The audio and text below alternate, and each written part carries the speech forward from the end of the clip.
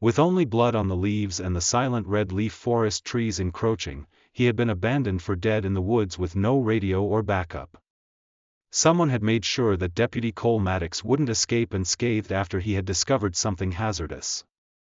The jungle was not, however, deserted. While taking their devoted German shepherd for an afternoon stroll, two 10-year-old girls happened upon a scene that no child should ever see. They were not yet heroes. A notebook filled with dreams, a used phone, and a dog that never left their side, just sisters. Your confidence in family and the unobtrusive ways God answers prayers in everyday lives will be restored by what they did next. Subscribe to K9 Miracle Stories and turn on the notification bell, because this is the kind of story that reminds us why doing what's right still matters. The wind whispered through the scarlet and amber leaves of red leaf forest, scattering the first fallen ones along mossy trails like forgotten letters. It was a crisp Saturday morning in late October, the kind of day that smelled of damp earth and wood smoke, making the small town of Alder Glen, Vermont, feel like a hidden chapter from an old storybook. Willa and June Fairweather, 10-year-old identical twins, moved through the woods with familiar ease. Willa walked ahead, steady and observant, her hazel eyes scanning the surroundings, her thick chestnut hair woven into a loose braid brushing against her navy scarf. June trailed just a step behind, slightly shorter and gentler in demeanor, her eyes softer, her hands always searching for a leaf to admire or a stone to collect. Despite their similarities in face and build, their personalities diverged like river branches, Willa the protector, June the dreamer. Both wore matching forest green jackets, faded at the sleeves, and knitted mittens stitched by their mother in better winters. At their heels padded Rusty, a 5-year-old German shepherd with sable black and tan fur and wise amber eyes. Rescued from a rural shelter after failing search and rescue certification due to a limp from an early hip injury, Rusty carried himself with dignity and a sense of duty, his ears twitching at the slightest rustle. He was more than a pet, he was their silent guardian, their shadow in the woods, their warmth on cold nights. The girls had wandered down the south trail, one rarely used this late in the season. Dead leaves blanketed the path, and the only sounds were the crunch beneath their boots and the occasional snap of twigs under deer hooves far off. Rusty stopped suddenly, nose lifted, ears sharp. Willa noticed first. "Something's wrong," she said, her voice barely above a breath. Rusty let out a short, urgent bark and darted off the trail, weaving between trees. The girls followed without hesitation, hearts quickening, as if they too sensed the shift in the air. 30 paces in, they saw him, slumped against the base of a red maple, half concealed by fallen brush, lay a man in a sheriff deputy's uniform, his body crumpled and still. Blood had pooled beneath him, soaking into the earth like ink into old parchment. His face was pale, lips tinged blue, and a gaping wound in his abdomen throbbed with each weak breath. Willa gasped. June froze. Rusty whined, circling the man with urgency but without panic. There was no mistaking it, this man was dying. Willa dropped to her knees beside him. "He's alive," she whispered, fingers trembling as she hovered near the wound. "We need to stop the bleeding." June pulled out the old flip phone their mom made them carry on walks. The screen flickered but lit. "I'm calling 911, she said, fingers fumbling. Deputy Cole Maddox, 32, had joined the sheriff's department 3 years ago. With a lean, compact build of a runner, sandy hair cropped close, and a jaw that had seen its share of grit, Cole found solace in the woods. He patrolled lesser-known trails, investigating minor poaching complaints, often walking alone with only his thoughts and badge. What no one else knew, save his superior and one old friend, was that Cole had been trailing a group suspected of illegal logging and firearms trade. He wasn't supposed to be out there that morning, but instinct had pulled him in, and it had nearly cost him his life. Willa removed her scarf and pressed it firmly against the wound. "Hold this," she instructed June, who knelt beside her and applied pressure with both hands, biting her lip to keep from crying. Willa turned back to the phone. "What did they say?" "They're coming," June whispered. But it'll take 20 minutes. We're deep. 20 minutes was too long. The blood kept coming. Willa reached for a fallen stick, snapped it clean in two, and used one piece to twist the scarf into a crude tourniquet. "Don't die," she muttered. "You're not allowed." Rusty lay down beside Cole's legs, tail still, eyes watching the girls as if knowing silence was part of the spell holding this man to life. Back in town, in a second-story apartment above the now-shuttered Fairweather bakery, Maris Fairweather sat hunched over the kitchen table, a spiral notebook open before her. At 36, with a sturdy yet lean frame from years of kneading dough, Maris bore the exhaustion of someone who had carried too much for too long. Her dark brown hair was pulled into a bun, wisps falling around her temples, and her brown eyes, like her daughter's, were lined with the fatigue of single motherhood and unpaid invoices. She was crossing out another utility payment when the landline rang. Her heart jolted. "This is Officer Ramos with the Alder Glen Police Department. Are you the mother of Willa and June Fairweather?" Her voice caught. "Yes." "Is something wrong?" "They're safe," Ramos said quickly. "But there's been an incident. Your daughters found Deputy Maddox injured in the forest. They've administered first aid. Paramedics are on their way." Maris slumped back in her chair, tears stinging her eyes. Relief battled with terror. She was proud, yes, but also felt she'd failed. She had no idea her children knew how to stop bleeding. She'd barely scraped together enough for their second-hand boots.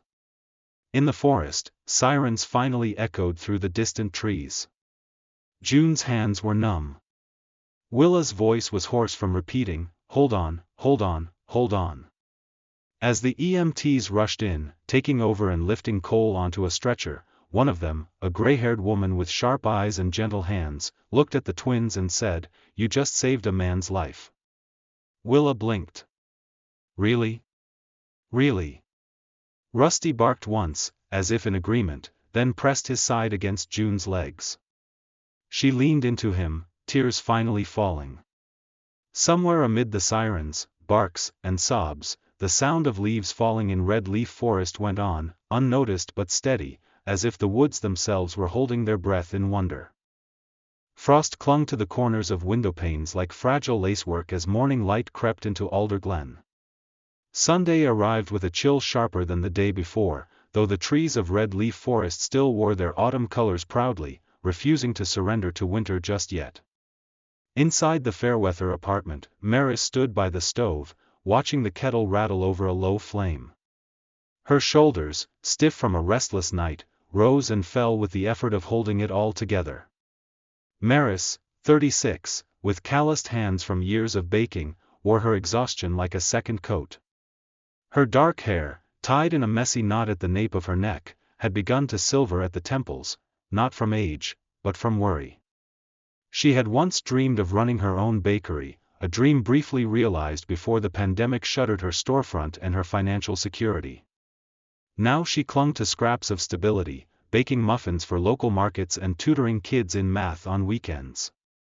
Willa and June sat at the table in their pajamas, cheeks pink from the warmth of the heating vent below. Rusty lay curled under the bench, ears twitching in his sleep. A knock at the door pulled Maris from her thoughts. She wiped her hands on a dish towel and opened it to find a tall woman in a charcoal gray coat. "I'm Detective Valerie Monroe," the woman said, offering a gentle smile. In her early 40s, lean and composed, with short black curls tucked behind her ears and dark eyes that missed little, Monroe's voice was low, deliberate, but kind. "May I come in?" Maris hesitated, then stepped aside. "Of course." Monroe removed her coat and sat across from the twins. She studied them a moment, then leaned forward. "I wanted to thank you. Deputy Maddox is alive because of your actions yesterday." Willa and June exchanged glances, unsure what to say. Monroe didn't push. "Sometimes bravery looks like medals. Sometimes it looks like mittens pressed into a wound." Maris cleared her throat. "I'm glad he's going to be okay. The girls, well, they only did what they thought was right. That's more than many adults would have done, Monroe said. I just came from the hospital. He's out of surgery, stable, lost a lot of blood, but the doctors say he has a fighting chance. She paused, her tone softening. He asked about the girls. Rusty stirred, sat up, and let out a low, protective woof. Monroe smiled. And this must be Rusty, the hero behind the heroes. He doesn't like strangers at first, June said quietly, placing her hand on Rusty's head. But he knows who the good people are. Monroe's expression shifted, a memory flickering behind her eyes. Dogs always do. She stayed only a few minutes more, offering her contact card and a promise to check in. As she left, Maris walked her to the door. Detective, she said hesitantly, please, no fundraisers, no online campaigns. I don't want charity. Monroe nodded slowly. I understand, but sometimes help isn't charity. It's community.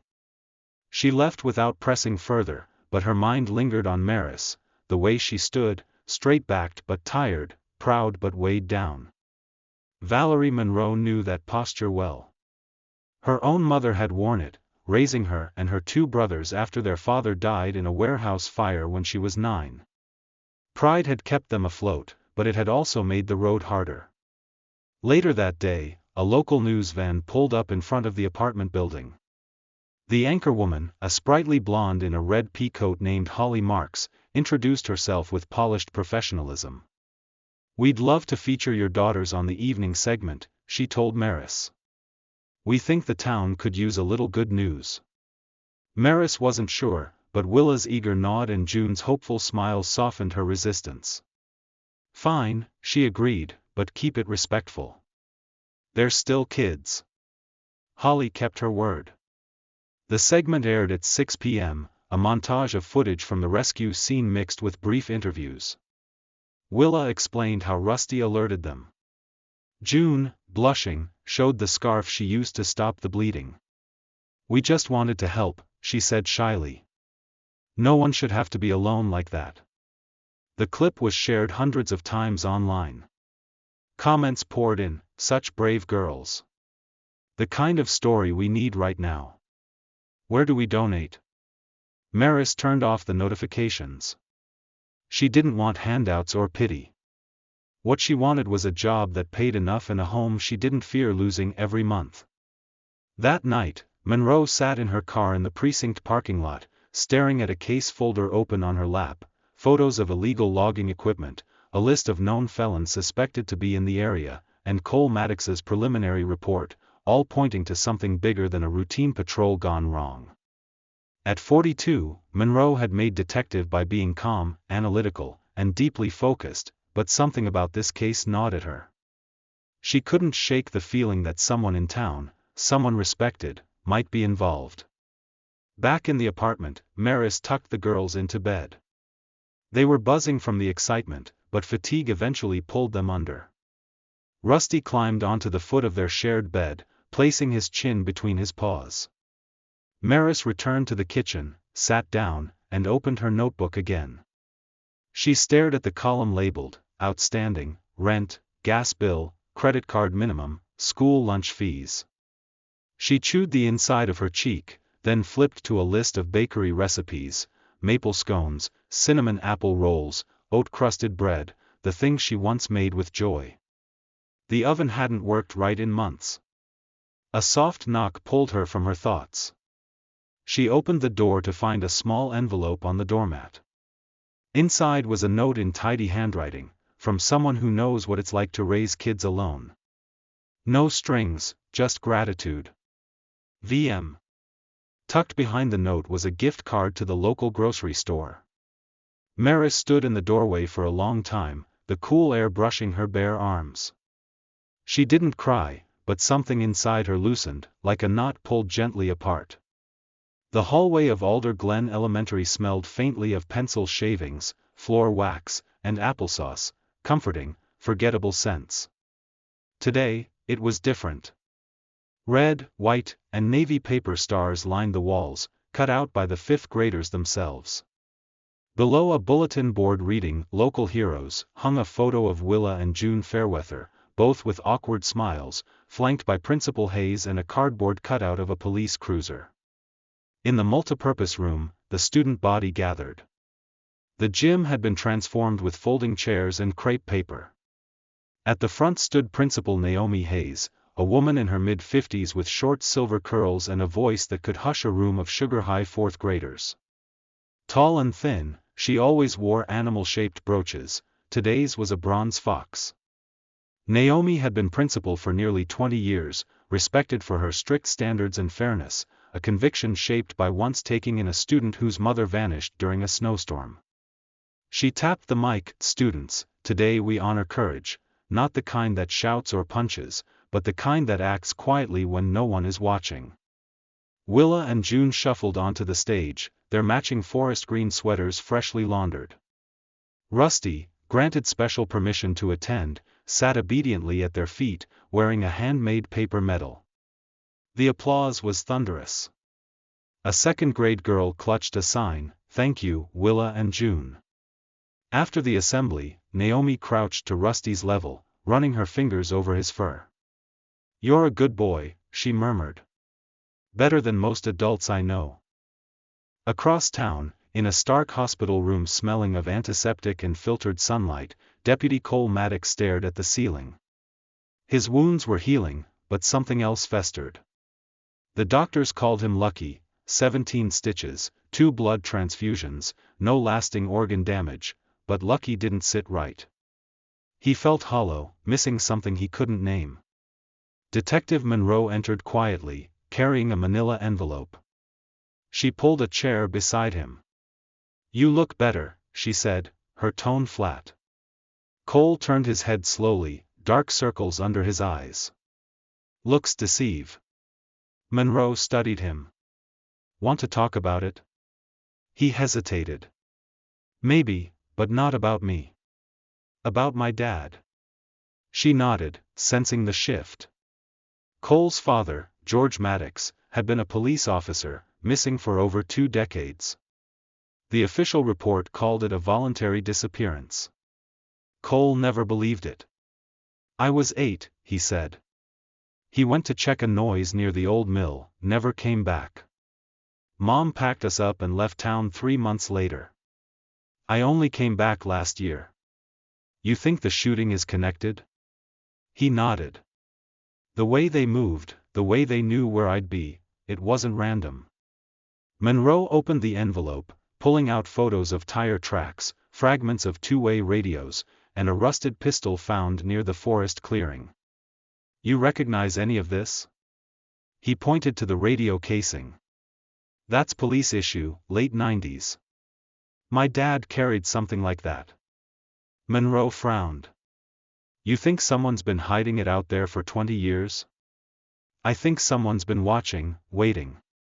Back at the Fairweather apartment, Maris sat on the edge of her bed, phone pressed to her ear, speaking to the market manager about renting her old stall back. "Please, I know I'm behind, but I can make it up. This season could turn things around." The voice on the other end was polite but firm. "Maris, you still owe back dues from last fall. I can't open a space until it's settled." "I'm sorry." She ended the call and rubbed her temple. On the dresser sat a half-filled jar labeled Oven Fund. Willa had started it, slipping coins inside weekly. Maris hadn't had the heart to stop her. That afternoon, Willa, June, and Rusty wandered back toward the forest, not part of the plan, as they were supposed to be cleaning their room. Curiosity tugged at Willa like a persistent wind. "I just want to see," she said. "See what?" June asked, dragging her boots through the leaves. Willa shrugged, pulling out her notebook. "There's a part of the trail Rusty barked at last week. He never does that unless something's weird." Rusty led them to a clearing near a disused logging path, where tall grass overtook the area and rusted barrels lay half buried in mud. Suddenly, Rusty barked, short, sharp, insistent. The girls froze. Willa scribbled in her notebook, location, south of Miller's Hollow. Rusty reactive. Possible scent detection. They didn't go closer but stayed long enough to snap a picture with June's hand-me-down flip phone. At home, Willa tucked the note into her shoebox of treasures, leaf rubbings, weird rocks, and now an entry into something bigger than playground games. Later that evening, Monroe walked through the precinct parking lot and passed Officer Daniel Carnes, a stocky, good-natured patrolman in his mid-30s, recently transferred from Montpelier. He gave her a wave. "Evening, detective." "Evening, Carnes. You look like someone with a favor to ask." "Actually, yeah. My sister's running the Thanksgiving drive. We're collecting baked goods. Think I could put in a request for those lemon squares you brought to last month's debrief?" Monroe arched a brow. "I don't bake." Carnes blinked. "Seriously? Then who?" "Never mind," she muttered, walking away with a smile. She hadn't baked anything. She'd picked them up from a small table outside the Fairweather apartment, where Willa had left a sign, $1, help us fix our oven. Night fell early over Alder Glen, as it often did in late October. The trees of Red Leaf Forest shed their fiery leaves in earnest, and a chill crept into homes through the smallest cracks.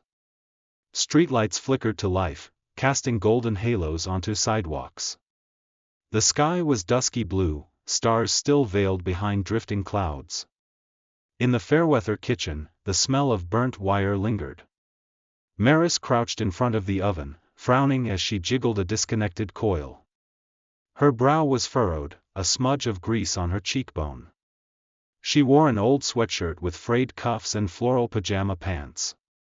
Her fingers were red from the cold, but her jaw was set with resolve. Willa stood nearby, flipping through a tattered instruction manual with oil-stained fingertips. June sat on a stool, organizing their toolbox like a junior mechanic. Rusty lay across the threshold, ears perked, tail thumping each time someone moved. "Try it now," Willa called, holding a flashlight between her teeth. Maris adjusted a knob and pressed the ignition. Nothing. She exhaled slowly. June looked up. "Maybe we can ask Principal Hayes." She fixed the projector once with a paperclip and chewing gum. Maris chuckled. Tempting. The doorbell rang.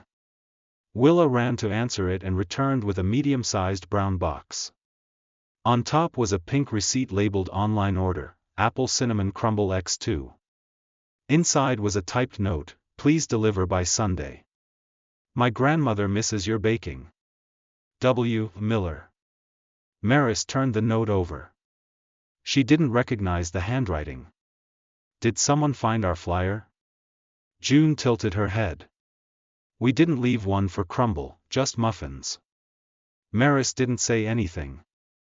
Instead, she tucked the note into her recipe book and turned back to the oven. "Let's fix this thing." Halfway across town, Detective Valerie Monroe parked her sedan beside the trailhead leading to the southern edge of Red Leaf Forest. Her boots crunched on frostbitten grass as she stepped out, wearing a thick black coat zipped to her chin and a navy beanie over her curls. A single street lamp buzzed overhead, casting shadows over the map in her hand. She wasn't alone.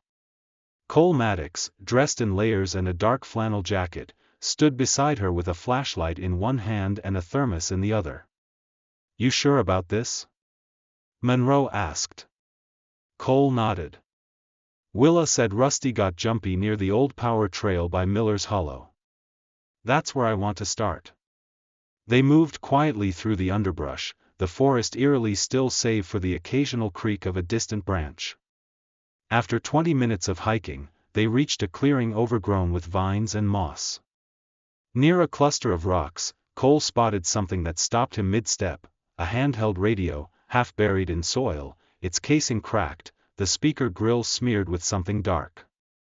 He pulled on gloves and lifted it gently. On the back, faded but visible, were the initials GM. Monroe exhaled. "Your father." He nodded once, lips pressed together.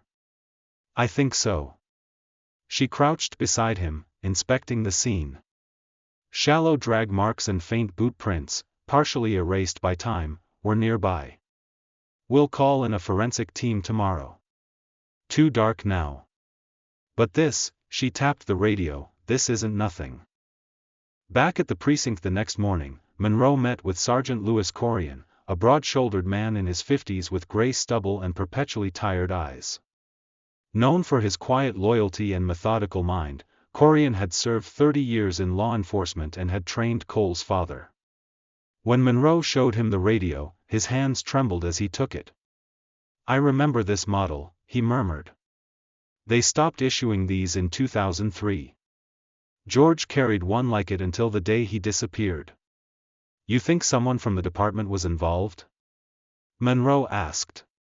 Corian didn't answer right away, his eyes haunted. "I think secrets don't stay buried forever, even in small towns."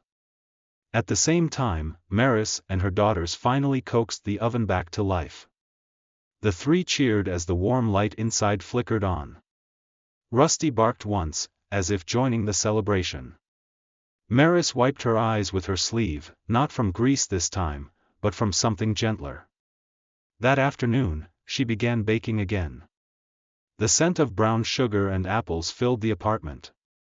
Willa and June took turns stirring batter while Maris shaped crusts. They laughed when Rusty stole a corner of dough from the table. As the pies cooled, Willa sat with her notebook, opening to a new page titled The Red Leaf Mystery. Her handwriting was tidy, every clue numbered. Entry 3 read, "Radio found near Miller's Hollow. Rusty barked again today. Might be more buried there." Meanwhile, Cole sat on his hospital bed, flipping through the local newspaper. The front page showed a blurry photo of Willa and June with the headline, "Bravery runs in small boots." He smiled faintly. In the margin, someone had written, "She saved you. Don't waste it." He didn't recognize the handwriting but folded the paper and placed it beside his bed. Later, Monroe knocked at his door, another file in her hands. "I need your help," she said. "This isn't a solo case anymore." Cole met her eyes, steady now. "Let's do it." By dusk, the wind began to howl. The air over Alder Glen shifted, thicker, colder, expectant. Leaves whipped across sidewalks in a frenzy, and the sky, once soft slate blue, darkened to charcoal. Thunder rolled in the distance like a whispered warning between mountains. The people of the town, used to short tempests, bolted windows and pulled dogs indoors. But this was different. A storm was coming. Maris Fairweather stood by the living room window, eyes trained on the trees bending like dancers in prayer. She held her phone, her apron still dusted with flour from the morning's baking. The apartment smelled of clove and cinnamon, but her heart was tight. The twins weren't home. "They said they were going to the edge of the forest," she murmured, panic creeping in. She glanced at Rusty's food bowl, full, untouched. Deep in the woods, Willa and June clung together beneath the gnarled roots of an upturned tree, their breath clouding in the cold. Rusty crouched beside them, ears flat, flanks heaving. The storm had come faster than they thought, rain falling sideways, wind shrieking through the canopy, and worst of all, voices. The girls had wandered deeper into Red Leaf that afternoon, hoping to trace more of the trail Rusty had reacted to. Willa carried her notebook, June the flashlight. Then they heard men speaking in low, sharp tones, saw a flicker of light, not flashlights, but headlamps. Rusty growled, deep and urgent. Before they could run, one man said, "Those girls saw something." They fled, Rusty leading them to the hollow where they now huddled, roots forming a partial roof, the earth damp and smelling of decay. It was safe, for now. In the sheriff's office, Monroe stood by the storm tracking map, her coat half on. Maris's call had come minutes earlier, missing girls, possible danger, location near Miller's Hollow. A sick knot twisted in Monroe's stomach. Cole entered, limping slightly, his body not fully recovered. He wore a black waterproof jacket and a determined look. "I'm going," he said. Monroe didn't argue, handing him a radio. "We go together." They drove the department's 4x4 into the squall, windshield wipers beating like frantic hearts. Roads flooded, tree limbs cracked above, but they pushed through. Every minute mattered. In the woods, Willa shivered, her teeth chattering. She looked at June, curled up beside her, cheeks red and wet. Rusty stood again, growling, his body tense. Then, snap. A branch broke, closer than before. Willa leaned into June's ear. "If something happens, you run." "I'm not leaving you," June whispered. Rusty's hackles rose. He took 2 steps forward into the rain, positioning himself between the noise and the girls. From the trees, 2 shadows emerged, men in heavy coats, eyes scanning the underbrush. "I saw them head this way," one muttered. Rusty barked, explosive and sharp, launching into the clearing, all muscle and fury. He knocked one man backward into the mud. The other swung a metal rod, catching Rusty on the side. The dog yelped but didn't retreat, charging again, drawing both men deeper into the woods, away from the girls. The twins sat frozen, not daring to move. Cole and Monroe arrived minutes later, headlights flickering through the trees. Cole jumped from the vehicle before it stopped, flashlight and weapon drawn. "Girls," he shouted over the wind. "Willa. June." From the hollow, a small voice, "Here." Monroe rushed to them, dropping to her knees and pulling June into her arms. Cole reached for Willa, his hands trembling. "You're safe now. We've got you." Then they heard a whimper. Rusty stumbled from the tree lean, blood on his flank, limping heavily. His eyes found the girls, his tail thumped once, and he collapsed. "Rusty," both girls cried, rushing to him. Cole lifted the dog gently, cradling him against his chest. "He's hurt bad," he said. They piled into the vehicle, Monroe radioing for a vet. The drive back was slow, the rain a curtain of needles, but inside the car was a fragile silence, part awe, part relief. At the animal hospital, they were met by Dr. Martha Liu, a petite woman in her early 40s with dark hair in a low bun and precise movements that spoke of experience. Her reading glasses perched at the edge of her nose. "He's lost a lot of blood," she said after examining Rusty. "But he's strong. If he makes it through tonight, he'll be okay." The girls didn't leave his side. Back home, dried and wrapped in blankets, Willa finally spoke as June leaned on her shoulder. "I thought maybe Mom would give up on us. That she'd get too tired of trying." June looked at her, wide-eyed. "She never would. She almost had to sell her rings," Willa whispered. June took her hand. "We don't need rings. We just need her and Rusty. That's all." Cole sat nearby, overhearing every word. His eyes shimmered, and for the first time in years, tears slipped down his cheeks, not for pain, but for the family he never got to keep, and for the one he was watching mend before him. A month passed, and the sharpness of late autumn softened. The trees of Red Leaf Forest stood bare, their limbs stretching skyward like silent witnesses. Frost kissed the grass in the mornings, but the sun returned, warming Alder Glen's sidewalks and turning bakery windowpanes golden.